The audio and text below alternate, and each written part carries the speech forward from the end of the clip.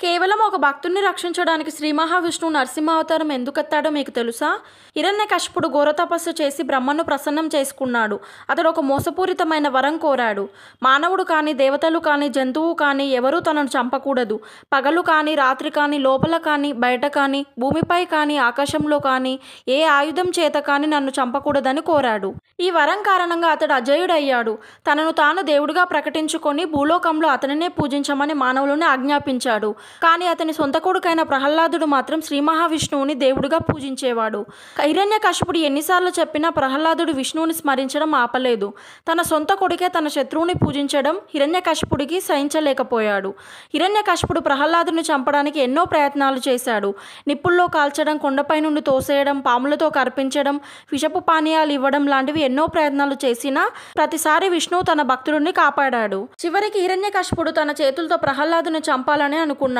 అప్పుడు ప్రహ్లాదుని నీ విష్ణువు ఎక్కడున్నాడని అడిగాడు. అప్పుడు ప్రహ్లాదుడు సమస్తం శ్రీ మహావిష్ణువు ఆయన ప్రతి చోట ఉన్నాడని అంటాడు. అప్పుడు ఒక స్తంభాన్ని చూపించి ఇందులో ఉన్నాడా అని అడుగుతాడు. ప్రహ్లాదుడు ఉన్నాడని అంటాడు. అప్పుడు స్తంభం చీల్చుకొని శ్రీ మహావిష్ణువు నరసింహ అవతారంలో బయటకు వచ్చాడు.